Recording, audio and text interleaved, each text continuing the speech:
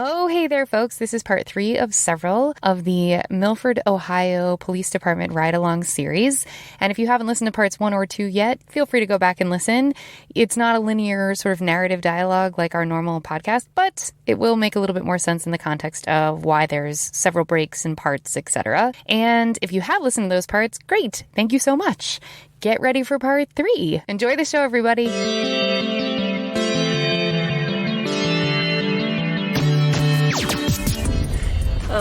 Can I introduce you? I have to get your last name, so sorry. Is it Wilson? Wilson, okay. All right. You don't have to call me like Bobby. Say like, you don't have to be like totally. Okay. Well, I'm too nervous to not. I'm just going to say Officer Wilson. I am, second part of the ride along with Milford Police Department, and I'm with Officer Wilson.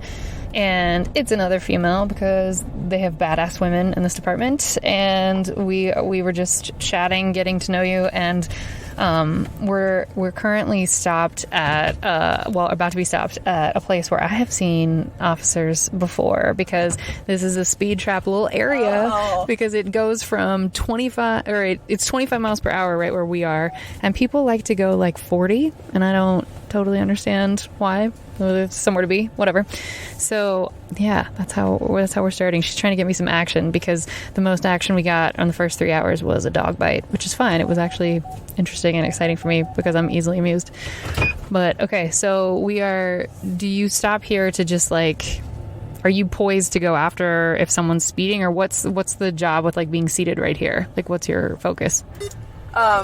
Typically speeders, so I can get them coming from behind, and I also can get them coming from front. So we have a cone up here and a cone in the back, and then this cool little gadget. So if they're coming from behind, it's reading them from behind. And if they're coming from like the front, then I'll hit this one, which is not going to really pick up. There's a white car, so it'll pick up that one. And then I'll show you something interesting. You're going to see a lot of numbers start flashing up. Yeah. So, and this is when it comes to your training aspect of it, because you want to be able to visually see them speed first. So you visually see it, and then you can confirm your visual with the radar. So I can tell a car which one's going faster before I even hit this, and I can pick that car out. Oh, for real? Yeah. So, and it takes time and experience, but they teach us that at the very beginning. To kind of judge of a car, you know it's going over the speed limit, and then you confirm it with the radar.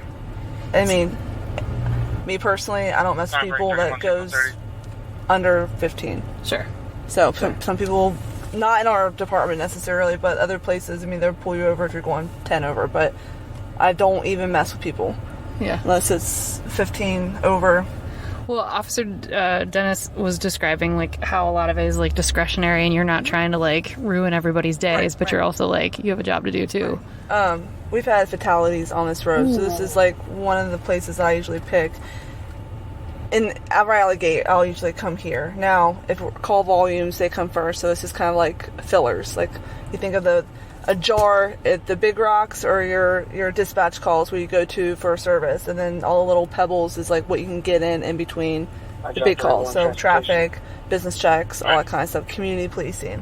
Okay. But if I can get traffic in, I will. I'll probably say I cite 50% of the time. Like I'll give warnings just as much as I give citations. It's all, I mean, you go up to how fast they're going, you know, their history kind of determines what, if you give a citation. Just, I don't just look at a car like, you know what, you're getting a citation today. What? You have a heart? We don't believe that about police officers. So what got you into police work? Like, why'd you pick this over something else? You know, actually, I would say I'm kind of a late bloomer in the police. I started going to college for business, and I realized that my mind works a lot faster, that sitting down behind a desk was not going to be something that I could do for like 8 hours. So I'm like, you know what, I'll just try this whole police academy thing out. So I switched majors into criminal justice and went to the academy, and I loved it. My husband's also a police officer. He was, before we even got together, he was in law enforcement. So just kind of like was a good fit. You're constantly moving, and things change, and you never know what you're going to get. I like that. So I like the uncertainty of things. Yeah. No day's the same. That's what Officer Dennis said the same thing. It's kind of weird though. Like in my personal life, I'm very structured. Like I don't like wrenches thrown into my plans. Like this is my day. This is my schedule, and this is how it's going to go. Don't throw something in the middle of that because I'm going to lose my mind. And that's so weird because in law enforcement, that is completely different than what you... I mean, there's wrenches thrown every hour, and I handle that very well. It's just weird how different your personal life is and how you set that up, and then your professional life is like night and day difference. Yeah.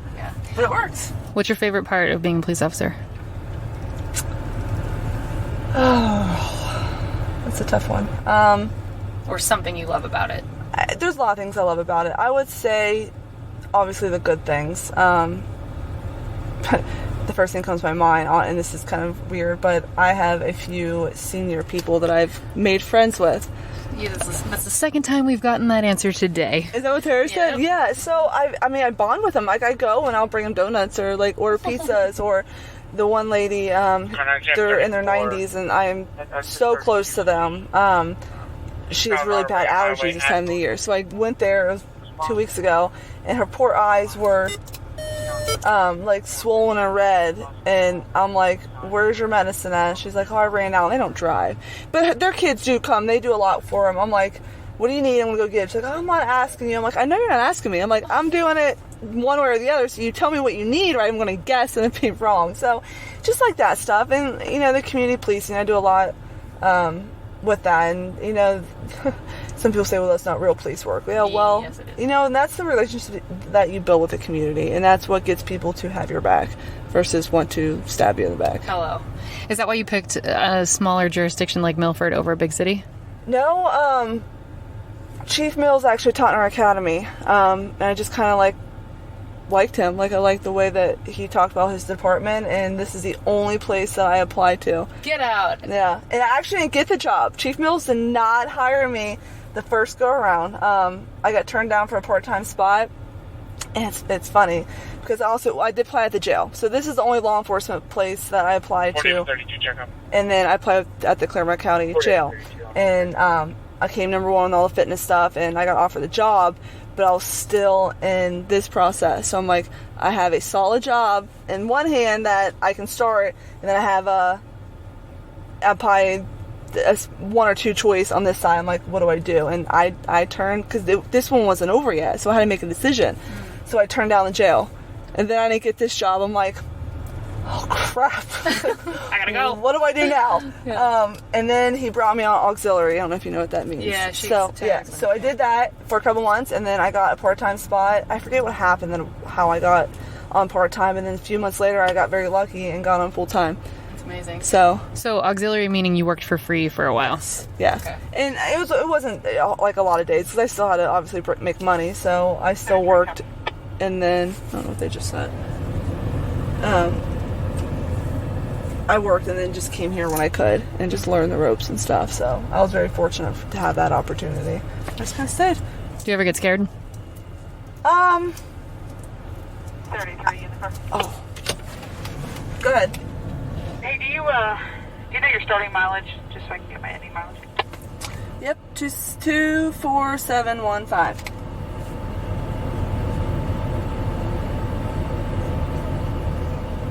Thank you. So, I think anybody that says they never get scared are a big fat liar. That's a direct quote we've gotten twice today as well. I think anybody that says, oh, I don't get scared, you are lying. So yes, I mean, there's been times that you get that pucker factor and it's like, this is going to go bad real quick. Luckily, nothing horrible has happened. I think the worst thing so nothing's horrible's happened that's like, oh my god, I'm never going back to work. So yeah, you get scared. I think the night is a little bit different because you can't see.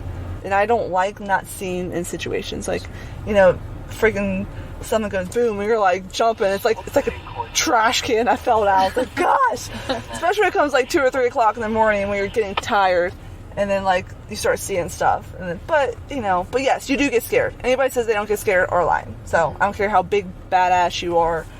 You can be the biggest, toughest, strongest guy, and you are going to get scared.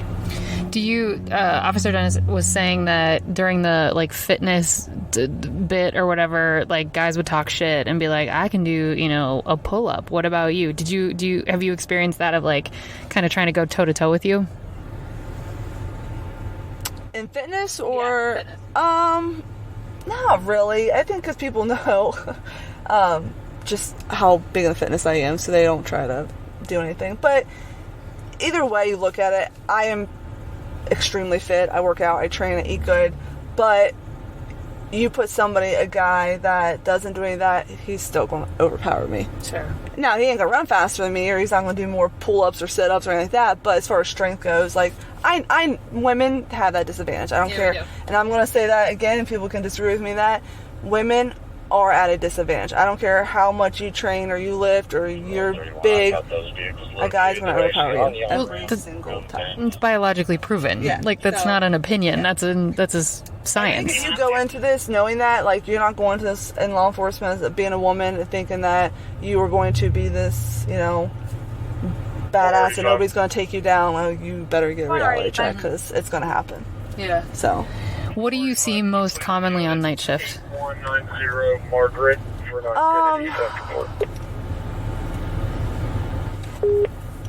I would say just like people calling for like somebody's trying to like break in. Sometimes it is, sometimes it's not, or like, you know, the mentally ill people. Don't know what the right word is. Yeah, no, that's right. But you know, I feel like a lot of their episodes tend to happen more at night. It happens on day shift too. I can't really say one call is over another because you never know what you're gonna get. Hello.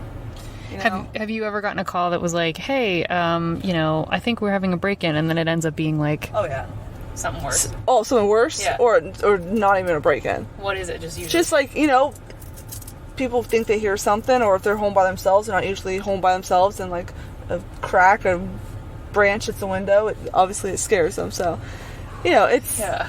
But you go in thinking something's going on. Hello. But yeah, it's... Are you able to talk about the scariest call you've gone on? Or something that was terrifying? I do have a scariest call, but it is still pending in court. So Okay. Can't talk about it, folks. That was probably one of those biggest, hugest pucker factor. Well, damn it, y'all. You're going to be held on a cliffhanger. You'll never know. And neither... Until August, so I can't really... Damn it. Okay. What's the best kind of call to go on? What's your favorite? Obviously, something that has a happy ending. When you can actually make something right. Because I feel like we get you're a cop, so you never get called for the good things. Sure. Nobody's going to call you, hey, we're having a birthday party. Having a party, you want to come eat, like, grill out. I mean, whatever call you get, somebody's in distress. It may not be distress. You're probably thinking this is ridiculous to, like, yourself, but to them, they're in distress. Like, something's not right.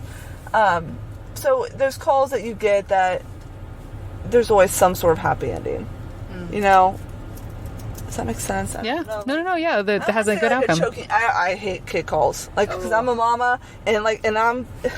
funny story with this. So, I know these streets pretty well. And there's one apartment's up here that I know exactly where it's at. And it's been a few years, and I used to work with a guy, Heller, P.O. Heller, Officer Heller, and him and I worked together for a long time. This is actually the first rotation we're not together in a long time, and him and I know each other. We know our strengths, we know our weaknesses. Kid calls, it's almost like a tunnel vision. Like, you get calls, a kid that was choking, wasn't breathing. And maybe in a mom, it's just kind of like, that's like, crap. I know exactly where that apartment's at. And I literally kept looking at my computer. I'm like, I don't know where this is at. I don't know where this is at.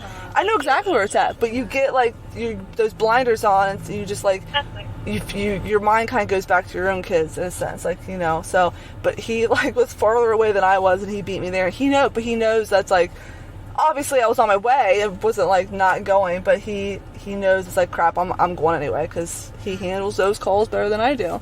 Sure. So. Sure. And do you ever have people that, like, say disparaging things to you and, like, are shitty to you on the call? Yes. More so on nights and days. I would say coming to nights, I have been called things, more things than I probably had my whole career on days. It's just, It's different. But you gotta learn, and sometimes it's hard. It's so hard not to, like, just say stuff back to them. But then, who are you? Like, you're at their level then. Sure. That's you know? right. That's right. And then you're fighting with somebody that you're giving them that benefit, and it's just not worth it. Have you ever had anyone pull a weapon on you? No, I've had knives out, but not like guns. No. That's huge. But knives terrify me more than guns do. Because you can just like. I think throw so. them It's around. like it's like one shot, but like knives are like freaking cut you. No. I'm gonna be shocked. I don't want anything happening to me, but definitely not a knife. Yeah. Have you ever been like barfed on or bled on or any of that? Not barfed on. I've been spit on.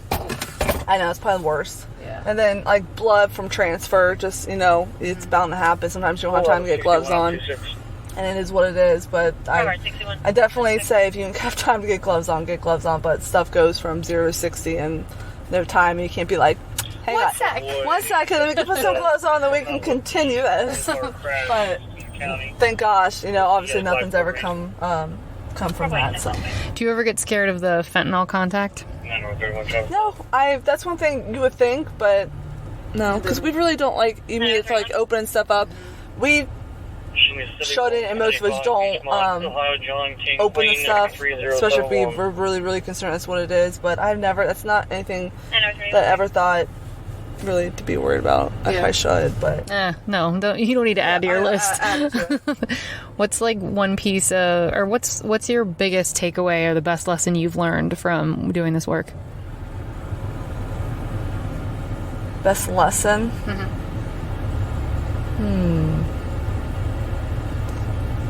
I don't know if it's really a lesson, but we were talking about before about wearing many hats. Like, I don't know if that's kind of what you're asking. Yeah, sure, go ahead. Yeah. Like, you learn to be a lot of different people in a matter of seconds. Hello. So you have to be a psychiatrist, you have to be a nurse, you have to be a mother, you have to be a father, you have to be a teacher, you have to meet every officer, you have to be everything at any given time. And that is kind of a messed up thing at the same time as, you learn. You learn to adjust in many, many different situations at a very quick pace. Is that hard? Yes. Real talk. Yep, but it's you hard. get good at it, which is a little scary too, because you learn to quickly change your demeanor to fit the situation that you're in. Did you, when you got your first call as like officially out of the academy, hired, ready to be a police officer, did you feel ready? Oh, no. That's fair. I think this job is, no matter how much training you have, like the police academy or college or whatever, this is a job that you learn on the job. Because nobody's going to teach you, like, if this person does this, you're going to do this. I mean, there's so many scenarios that it'll be impossible for somebody to memorize. And police work is not a textbook. It's real life stuff. And things change, people change in a blink of an eye. You have to be prepared. Yeah. Have you seen a difference in treatment from, like, I'm not asking that. Let's go backwards. Let me just...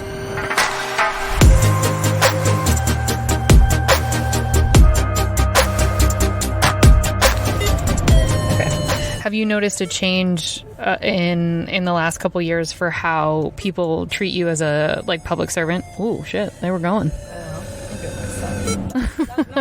That was nice of you. This is a good question. So, yes, but not so much in our community.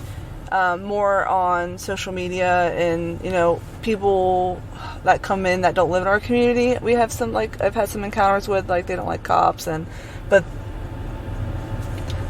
people who don't like cops usually have never had a good experience with cops. That's fair. Not knowing what they were doing probably wasn't legal, so... Sure. Sure. But yes, I feel like... Yes and no.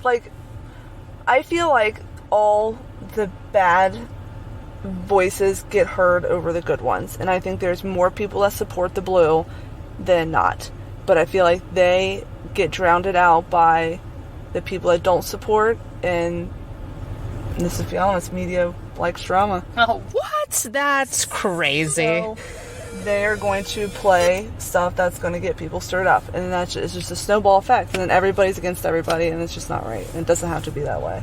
Well, fear keeps people in control too, so it's very fun to be able to make everybody afraid of everybody else, and then So it's a game. Yeah. Do you feel like if your kids came to you and said, "We want to be police officers," would you be stoked? Oh, you want my answer, or you want the answer that people want to hear? No, I want your answer. So, you know what? Okay, so before, even before things have kind of, gone against us in the last couple of years, my kids, one of them said, I want to be a police officer just like you. And I said, you are not doing this job. There's no way you're going to, you're going to be better, blah, blah, blah. And my mom one day stopped me and she's like, she didn't do it in front of him. She's like, you got to stop saying that. I'm like, what do you mean? She's like, you're pretty much telling your child that your job is worthless. Oh, and hard. It is. So, and she's right. Like, here I am, I'm not degrading my job. I love my job. Obviously, I'm still in it. Like, there's a lot of good things that come out of this job. I truly, truly, truly, truly do love my job. There's days that I don't. But there's days that everybody doesn't like their job. That's right. But when she said that, she's like, you're telling your kids that what you do is not worthy. So I quit saying that. Yeah. Do I want more for them? Maybe. I think this job is very rewarding at times, but there's a lot of damaging things that come from this job too. I mean, you miss birthdays, you miss holidays, you miss Christmases, you miss anniversaries, you miss so many things that people don't realize that what we do, that we miss out on to protect and serve people. But we know that going into, and that's what we sign up for. So I don't want this for that aspect for them. Sure, you want them to be able to have a freedom. A family, yeah. And thank God, and this is a blessing. My husband's in law enforcement, so law enforcement, 3 kids, it's crazy, and he's SWAT, I mean, he's everything. So, yeah, but it's you're trying to raise children and do this job when you work 12-hour shifts and trying to figure out babysitters and night shift and day shift. Thank God we have a great, close community that helps us, but it's a hard life, and if your significant other doesn't understand this job, there's a lot of divorces in law enforcement. Really? A lot of divorces because people don't understand what it's like to do this job. You're going to miss events, and we can't help that. We got a job to do.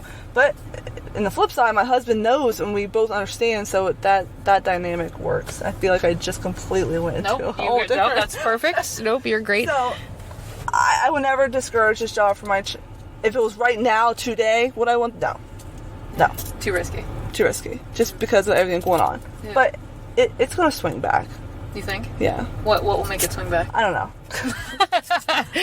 I'm just hoping it does. I feel like looking at history, the pendulum does yes, that. It does. Right. It goes one way hard, and then it'll go back the other way hard. Yeah. Just the good ones have got to keep being good and keep doing what they're doing, because if the good ones leave this job, then the community is screwed. Yeah, that's right. Does your husband also work in Milford? No, he is Union Township. Eastgate, Beachmont, all that area. Yeah. Does he see more action? Oh yeah. Really? Yeah, it's a lot different than here. Drugs and guns? Yeah. A lot. Yeah. Have you, Officer Dennis was saying that you guys are one of the few police departments that doesn't carry fentanyl on your person. I'm sorry, not fentanyl. Jesus Christ. Jesus Christ. Edit that, Kate. No, not fentanyl. Not fentanyl. Oh my God, edit that. Don't carry Narcan on their person. And she was saying that's difficult. Do you wish you had it on you? No. Okay. Let's see. Let's change this. Do you see a lot of overdoses?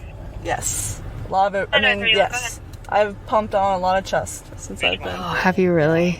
Yeah. CPR all the time. Yeah. It's actually kind of calmed down a little bit as far as that. But there's a stint that, there's people that the same person I've pumped on their chest numerous times. Okay, so I have heard my friend's husband is a police officer, and he revived the same person 3 times in one shift. Oh. Do you see that? No, not the same shift. Not the same person. No, I've had the same person in different encounters on the same shift. So they pretty much got Narcan and didn't want to go to the hospital. Is that what happened? What got it was in the ambulance, got taken to the hospital, and immediately left. Like as soon as he could physically walk. Narcan, I mean, it's not gonna like completely. You can still overdose. Yep. It's just delayed, right? Yeah, and the medics always tell them that. But it's a good idea you go to the hospital because this isn't like a fix-all. Like you can still, still overdose, and so yeah, I just don't move now. So yeah. So do you feel like it's slowed down because people are more wise to it, or because in New Orleans I know like it's because it's a river town or there's a waterway there. If there's a bad batch of fentanyl, they're getting calls every day, all day. But do you think that that's unrelated? Because Cincinnati's considered a thoroughfare for like sex trafficking and stuff like that. So like, what's the? I don't know. More people are just carrying Narcan. You can get it. You know what? They can get it easily, so they're leaving like law enforcement and medics out of it. I mean, but that's a good question. I don't know, but the numbers have been a lot lower. And since COVID, has that affected it at all, or it was before then? Before then, I feel like it was higher before COVID as far as overdoses. Were you scared of getting COVID during this time? Not a bit. No. Nope. Did you wear a mask and stuff going out? Yeah, like when we went to calls and stuff, like obviously I respect. Are you guys mandated to be vaccinated? No. No, you're not. No. Interesting. I'm trying to think of more of the questions that I asked. So will this, at what time, since you're on nights now, at what time will this like ramp up? Because I know when we did, what do you call it? Not Call of Duty, that's... Roll call? There it is, roll call. So usually out of the gate on night shift, we're like gone. So like day shift's different. Day shift, and when they first get to work, it's like their slow period, and they get busier in the afternoon up till they do shift change. Night shift's usually from 6 to, it could be midnight or so. It depends if there's, OBIs or something. And then, which I like that, and then we have a little more time to play catch up with paperwork. Versus like, day shift, you're busier later, so it's like, crap, you're trying to get all your paperwork done and answer all the calls. So this is kind of weird, especially for a Friday, so we'll see what happens. I know I'm not, I was gonna say. People just get off work. Yeah. So we're seated doing traffic stops right now, and is this fun for you? I do like doing traffic stops. I don't necessarily like writing citations because I always kind of feel guilty about it. But I like stopping cars to see what comes out of stopping cars. Meaning like what's going to be in the car? Yeah, like you never know what's happening inside the car and you stop. You don't know what's happening inside the car that you could stop from going to something bigger. So like when people see me and they get out of my view and they flash their lights at somebody, stop doing that, people. Because I'm going to tell you why. Not so much, you don't know who you're warning. It could be somebody that just kidnapped a kid. It could be somebody that is carrying drugs that's going to kill a loved one of yours. It could be somebody, that just like kills somebody or beat the crap out of somebody. Like, and you just warned them to slow down and they just got away with it. So would you have to have probable cause? No, I can't stop you for flashing your lights. Really? Yeah. Oh. So just stop doing it, people, because you literally, like, if they're breaking the law, they're breaking the law. It's like, that doesn't mean they're going to get a citation, but you could be helping somebody that you should not be helping. Word. I didn't even think about that. Have you ever rescued, like, someone from a trunk or anything? Like, was there ever a surprise person in the car? But talk about a pucker factor on something like that call. So this is probably 2 years ago. It had to be, because I was on nights, and it sells longer than that. We get a call. It was from one of the apartments. This guy was walking his dog, and he's like, I walked past this car, and I could hear, like, somebody knocking. And at first I'm like, no freaking way. Like, come on. Like, it's nothing. I get there, and Little's kind of like, okay. I'm there by myself right at that point. Somebody else was coming. And I hear it. And I'm like, oh, crap. I'm like, okay, he wasn't lying. I'm like, so I just step back. So I'm like, okay, now, like, what do I do? like, I can't get it locked. So I ran a tag on who the car came back to, and then I hear it again. And I'm like, hello? So I'm talking to a trunk. They're not responding back. I'm like, hello? It was like, knock, knock.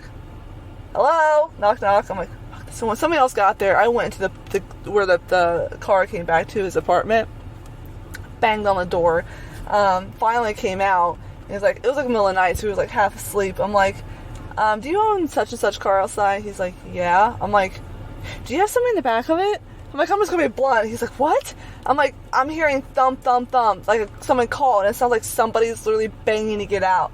He's like, starts laughing. He's like, I can see how you would think that. He's like, oh, my trunk. He's like, I promise you nobody's in there. He had like a loose wire from his bass, from his speaker, so it kept doing that like every like minute or so. So it sounded like somebody was banging on it. I'm like, well, I am gonna make you go open it just so I can make sure. I'm like, no human in your car. That was like, oh my god. Yeah, that was kind of creepy. Yeah, that it had to be in the dark. It wasn't the daytime. It wouldn't be so bad, but it's like everything goes boom in the night. Of course it does. Well, and then 75 is like considered a thoroughfare for like trafficking and stuff. So like 50 too. 50 is like a big. Is 50 state route 50? So it's a state route. So 50 goes freaking forever, and it goes right through our jurisdiction. And is that an easy way to traffic people? Yeah, I think anything. Drugs, anything. Ugh. Couldn't do it. So on night shift, when do you eat dinner? Like, what's your feed schedule? That's funny too, because everybody like a normal 9 to 5 job, you get lunch from such and such, or you get 15 minutes here. Yeah, well, how many times I've ate food sitting between my lap, going to a call like cold chicken, cold rice, because it's the only time you get so busy. It's the only time you can eat. It's pretty much cold food, or when you get food and it sits back, you have to. It's pretty much ice cold when you get back to eat it. Like that's the stuff that honestly people don't really realize. Like it's not. We don't get scheduled like lunches. Breaks. Yeah, it's like you eat when you can get to eat. Like. But night shift, my body's literally still trying to adjust all this. I'll probably eat like 9:30 or so. Sometimes. Will you be hungry again when you're off? Oh, I'll eat like 2 more times before I But it's usually like, a protein bar. If I have time, like at 3 or 4 when I'm training my reports, and I can, have some of my turkey sausage and oatmeal or something like that. Yeah. I eat. Like, there's some people that go 12 hours without eating. I will be hangry. You don't don't dispatch me to a call. I mean, and figure something out. Yeah, but yeah. So sometimes I'll stop at Kroger and get.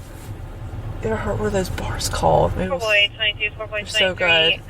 Some raw something, and they're really good. Like I eat that. Okay. And then I eat when I can eat. So can you stop whilst you're like when you're driving around? You can like just pop into Kroger really quickly, grab something. Go. Like I don't like grab a cart and go full grocery shopping, but yeah, it's like I'll go grab. Like I know exactly where it's at, and I'll go and you scan and check out. Do people get weird around you when you're in full uniform? I think people probably wonder like why is she getting food? It's like I was thinking one of my sergeants. I was asked that one day. I was getting like a salad from the salad bar on day shift, and they kind of looked at him, and then he's just like, well. I gotta eat too. I have to put food in my body. Yeah, I to function. So it's it's not like we're out here fully grocery shopping for our family. But yeah, like I'll run to Kroger or Walmart or something and grab something quick. Or do people get weird around you when like they know if you're at some party, say that's like outdoors, then they find you might not be in uniform, but they find out you're a police officer? Do people get like weird around you? You know what? I am probably the most unsocial person. No, I mean that, and like, now you ask like anybody I work with, they'll be like, she's the most social person ever. But like, when I'm off duty, like, we don't, like, I'm home or like training or I have horses or my kids. Like, I'm not, and I think being a cop, I'm not speaking for everybody, but you're a lot more on guard. Sure. So like when you're in those high area places, like your adrenaline almost goes up and your head's like on that swivel again. Yeah. You're constantly kind of like, but it's you do without even doing it. Mm-hmm. So it's like I want to be at a lower level. So not that I don't go out. Really, I don't. I just not. But yes, but a lot of I have a very close knit of people, and I don't venture out. And if I don't announce what I do for a living. Sure. Like, I'll wear my thin blue line, so I guess people could probably figure it out. I do 100% support what I do, and I believe in law enforcement. I will always back the blue, always. So it's probably written on me, but I don't. They slowed way the fuck down.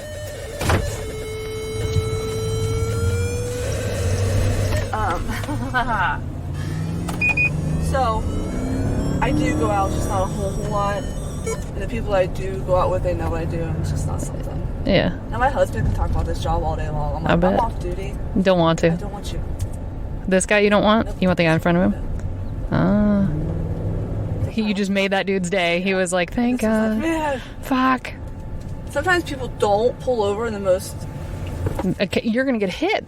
Well, See how I turn my wheel that way? Oh, okay. So if he's about to hit my car is going to go going that way. Yeah. You're smart. But people pull in front of, like, nobody can get in here now. Nope, that's right. But it's okay. Like, if people don't know. Yeah, they don't. So now you're about to go get him for speeding? we'll We'll find out. have to put my name on there so it's Soul Terrace. Yeah, I don't know if you can hear this in here or not. Probably not. We'll see. Yeah, we'll see. Okay. We'll see what they have to say. Okay, be safe. I will. So what happens? This is Just so hold it scary. down. Okay. Okay, we got a real call. Oop. Turn me off the game. I have to call it out. We'll see. I'm messing you up. I'm sorry. No, it's okay.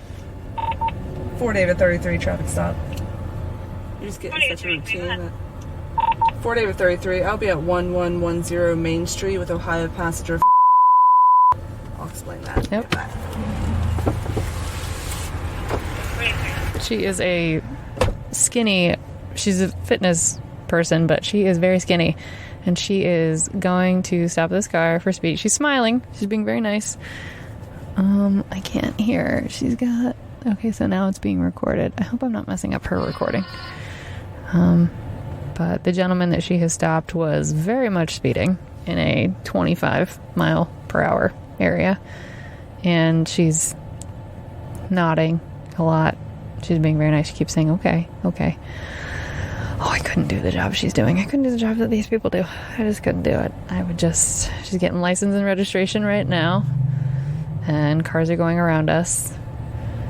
And he sped a lot.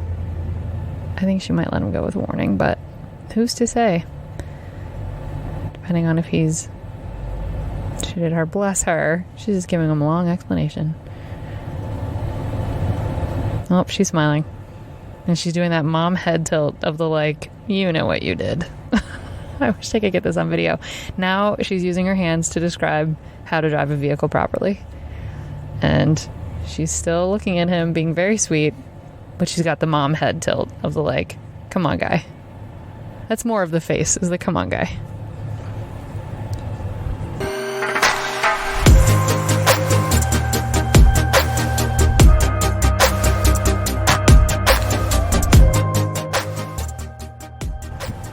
Okay, she's coming back. She's smiling. Or she's making a face. I was trying to describe what you... No, I'm bummed I didn't get to hear it. What was he saying? So he didn't realize I was 25. And he said there was no sign. I said, there is a sign. Right where you can see me and where I can see you, there is a sign. Very polite, so we'll look at his history and see. I asked him if he had any moving violations in the last 12 months, and he said no. So that's not a do-all, be-all. Just because if you don't have a moving violation in 12 months doesn't mean you're not getting a citation. So don't, like... Yeah, don't rest on that. Yeah, don't... Was he nervous? No. Oh. No. You can kind of read people with that, too. God, I'd be shitting myself. I was trying to describe what you looked like when you were talking to him, and I was like, she got the mom head tilt of like, come on, guy, you know what you did. He said it was 25. Yeah. He seems like a nice guy. That's too bad. Last citation was from Milford. Ooh. We'll get more. But that... what do you think his citation? What does it say? Failure to control. Looks like it's probably an auto accident. Uh-oh. We do not have a traffic quota. Okay, so we just did a traffic... I was a big part of it, y'all. You helped. I distracted her. You held the fort. Yeah, you did. Yeah. I made it worse and made it take longer. Is it true the legend of that there's a quota that you have to meet of certain traffic stops and certain tickets and all that? No, we do not have a quota that we have to have X amount of tickets per month. So why at the end of I've been called like towards the end of the month, people are like, oh, I guess you're getting close to your quota. And of course, I don't like argue with them, but no, there's no quota. There's no quota. I'll give you a ticket if it's June 1st or June. I mean, that's no different. Matter. No. Okay.